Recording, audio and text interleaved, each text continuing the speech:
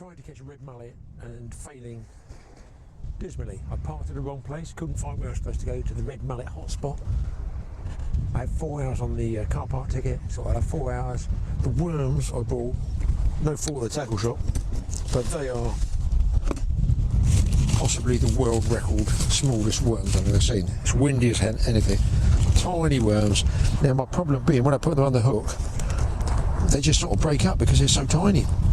They're almost too small. If you had a mullet fishing session, you'd give your right arm to have little worms like this. So I've got to put like 2 or 3 worms on to get a decent bait. So it's a bit of a problem. The wind's come up. I'm fishing with just 1 hook and 2 hook pattern off the rig, just throwing out on the edge of the sand, not on the rocks. Tide's low, tide's all wrong. I know it's all wrong, but I had to come anyway. So not looking good at the present time. So I'm told that the red mullet are pretty much fairly common along here. But they're not common today, are they? I've got small hooks on I'm using, just so you know, but they're called grips, G-R-I-P-Z. They've got a curved shank. These, not quite sure what they're used for. I know they're used for fishing. I know they're used for fishing, Graham, obviously. Whether it's carp or what it is. These are a size 6, but they're curved shank hooks. And they've got little ridges in there to try and hold it. So they're barbless, but those ridges help hold it in place, hook in place. The trouble being, I've used them sea fishing, and of course the worms are live, so they can wriggle off the hooks. I'm having to pop the worms over the eye at the hook. I'll show you one. These would be carp hooks. These are freshwater carp hooks, I'm guessing. I just put it there. You can see that curved shape of it, but they're very, very sharp. I like them because they're sharp. Quite a wide gate, very, very strong wire, I feel, and a big eye, so I can put a doubled leader through there. If I bring one, well, I can show you with a bit of scrap line actually. So trace I'm using is 6 kilos. Saltwater monofilament, 0.30 mil.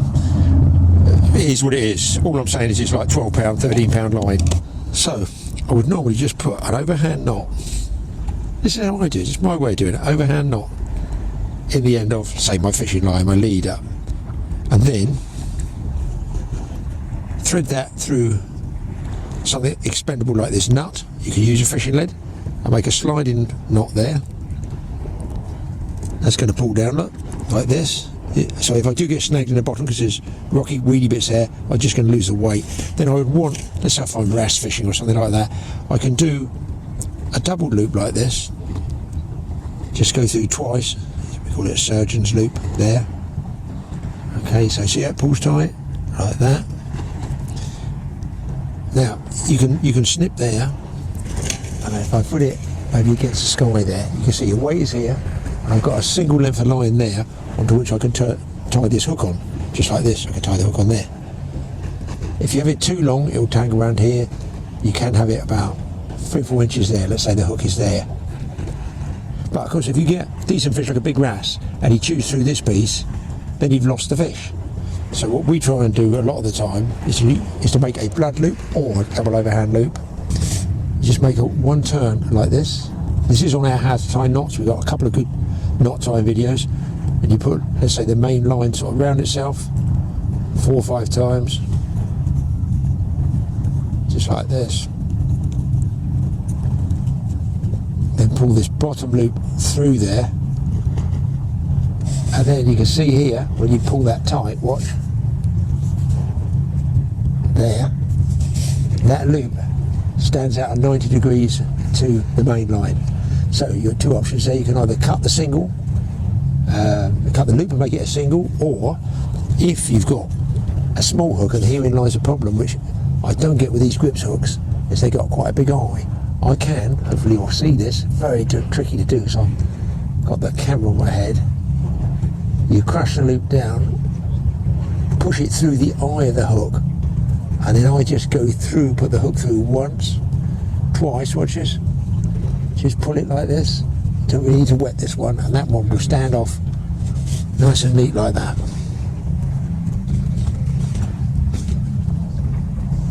So you got your weight at the bottom. It goes down. That's ideal for wrasse, small fish, down the side of piers, jetties, deep water off the rocky headlands, and the hook hangs slightly away from there. Now with small baits, because these worms are absolutely tiny, if you're not casting too far, sometimes it's better, move that down, not to hook through the top end, just to hook about 1 inch back from the worm, thread it around, and then just leave it, popped over the eye just like this. So we're doing it this way. You've got movement above the eye of the hook and movement on the tail of the hook, and there's the point. You can see it. So you've got a bit of wiggling worm here, a bit of wiggling worm there. Not great if you're casting a long way, but ideal if you're dropping down piers, harbour walls, rocky headlands, you know, down the side of cliffs and stuff like that into deep water. And you've got movement off of both. Or if you're just throwing it out off the beach. Alternately, because this is a barbless hook, just wasted a worm. It's £2.50. You get your worm and you go in through the jaws of the mouth, run it around the bend of the hook. Now you've got to get it over that eye, because otherwise it's just going to slide off of a barbless hook. So it's got to go up and over the whole hook like that. Can you see that? And that really is a good way if you're casting a bit farther. So a couple of tips there, and that one will actually stand off. Oh, there goes the hovercraft, like that. You can see that. There's my weight, and there is the worm. Now, by using that blood loop like that, you can see it just there. If that was on a single length tied on, I'd have to cut that, and it'd get shorter and shorter as I tie different hook sizes on. But by pushing it through the loop of the eye and half inching it around there, you can actually slacken that loop back, look, and take the loop off, just like that. So you can change hooks. You haven't damaged this loop here, you can still use it. You get your other hook, you push that loop through the eye like that. Next size might be a smaller hook, might be a bigger hook. Open the loop and just go around it once or twice. It's like snelling a hook. It's called snelling, and you pull down, and there you are. You've changed hook sizes, and you haven't had to cut this back or retie a hook. Just another totally awesome tip. I could do with the totally awesome tip on the fishing, boys. The red mullet, I'm not showing at all.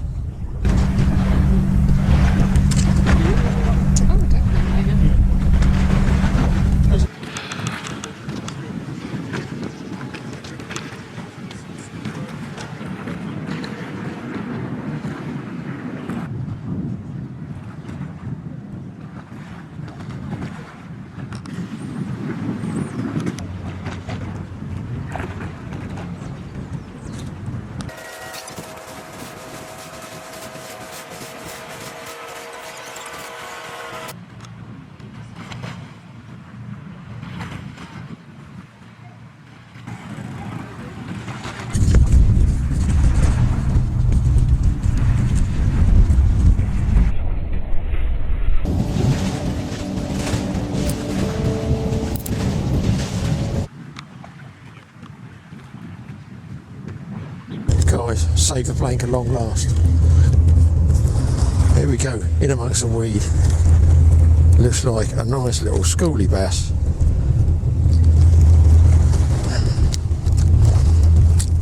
Just show him to you there. Wow, I'll save the plank with a little schoolie bass. He's obviously digested the hook. He's a little fish. He's going straight back. But thank goodness I've caught something. It's not the rip mullet, but it's something. I have a bait piled on about 6 or 8 worms, trying to make something of it. Might even top this one up. Top both those baits up there, you can see. And heave it out there in the direction of whatever's out there.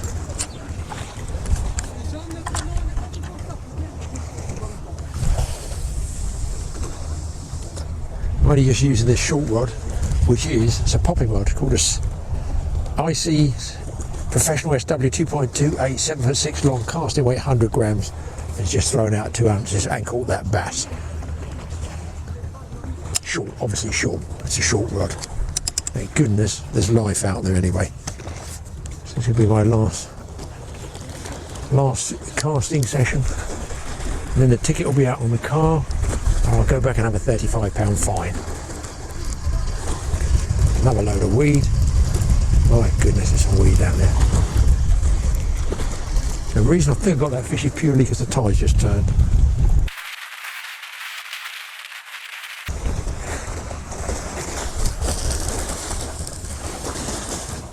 That goes out pretty well, that nut.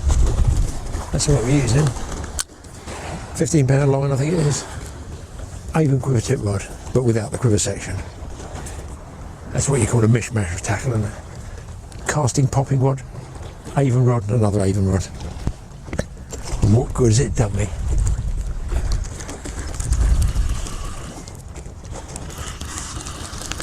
have to come in quite quickly because there's like rocky area just at the base of this slope here. So normally you get rats just off there, but I think being there's a low tide, I think that's why I'm not catching fish. It's all about the tide, guys. I haven't got time to stay later.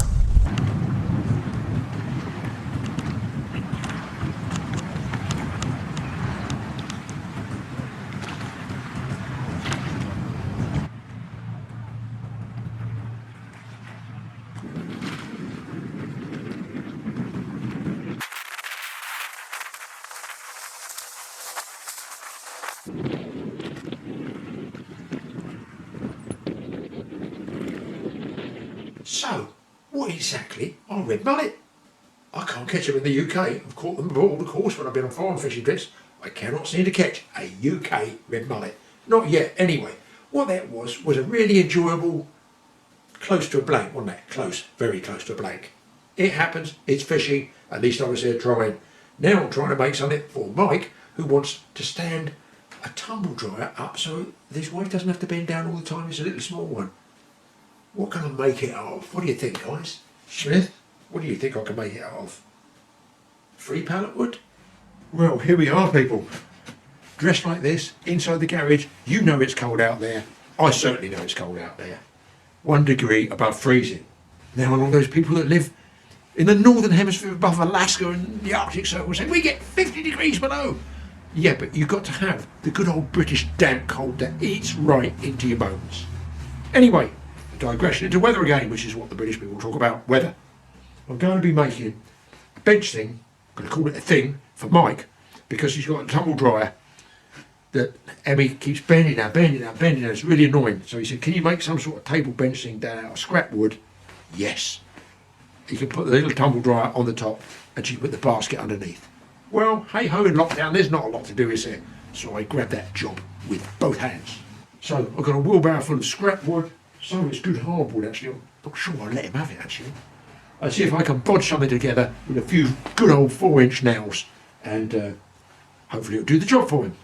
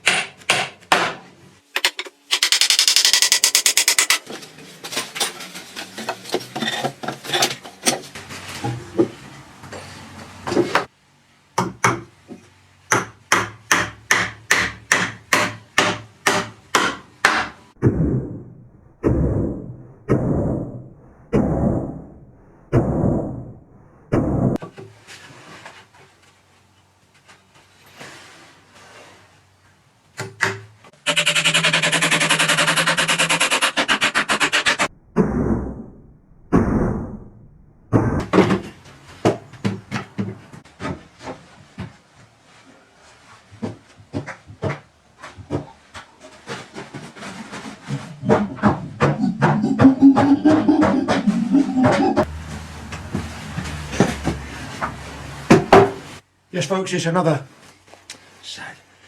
job done, and without any monkeying about either. Move on to the next one. Well, Mike got a nice stand for his tumble dryer. Brilliant. And all free.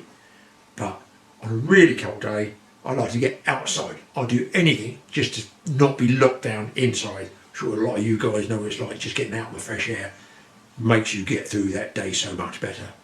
I was out there working away. I wanted to really sort out my plant troughs and pots ready for the impending blazing summer that I was looking forward to way back in the middle of our winter.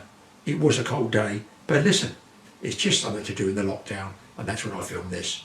So it is actually, the frost's just clear, but I've had this trouble every year. I get it about once or twice a year. On our patio, I have to keep repointing all the time. Now, when we paid the people to do it years ago, it was like what they call dot and dab. I don't know whether they forgot the dots or they forgot the dabs, but I still get pointing to do it every year. I've even tried grip fill in there. I'll show it to you actually, it's been very good. So during lockdown I've been repointing here, and there is some grip fill which has gone hard because that goes in the crack and stays in the crack. But over here, I'll show you, I'm working my way through it. Look, like this, that's all been done. So it's got to be done again, and when I pull it out, I've done some with building sand, some with sharp sand, that's sharp sand, that one by the look of it. And I thought the sharp sand would work, no, it still comes up all the way along here. It's driving me mad. It's driving me nuts actually. You can see all the bits here, but I'm working my way across doing it in stages. You see I've done all here. I might jet wash it off, I see if I go, I've got to work that way as well. Here's another one, look. Can you see? Look, why is that? Why is it doing that? Bizarre, there's no rocking on the slabs themselves. Anyway, I've taken all the tubs off of here. I've tipped them all out, and some, the plants didn't do great in, I forgot to crock. So I've drained them all out, dried them all out in case there's any bugs there. I'm just going to peel them off here a bit. And I'm going to give them a coat of paint. Now I normally don't do this till about April, but I'm so bored, mind-numbingly bored in these lockdowns and forever going on, that I'm doing job after job. And I've got to get that off the lawn, going to mark it. And what I'm also going to do, some bits of slate I've got left over, I'm going to raise them off the ground just so that the air gets underneath, which is better, and that will be better for plants. Now what I've also done is to mix up, take all the soil out of here, because it's good sort of loam soil, but it's been in a few years, mix it with compost in the garage, let it go dry, tumble it all over like you would do cement, and then refill it. But first I'm going to crop them. I can use either stones, or what I have done, I always try and save, it's all basic stuff, loads of old clay, like this. You can see the old clay pots, they'll all go in there, like this, break down. I just pop a couple over the hole, curved ones over the holes, like that, and then put some more in there. I've got plenty of stones I can put in as well, gives it drainage, because this year I actually want to try and grow some decent flowers. I did the veg last year, you guys probably saw some of the shows, so no problems, potatoes, runner beans, tomatoes, that sort of stuff. But they are a pain, they're a pain to do really. They're sort of satisfying, but you just get one harvest, that's it. With flowers you can sort of look and enjoy them for say 3-4 months of the year, whereas the vegetables you can get them growing and you're desperate to eat them, and then when you've eaten them there's nothing else, is there? So this year, boys, I'm going to go for flowers in the garden. Right, first thing is crop these pots.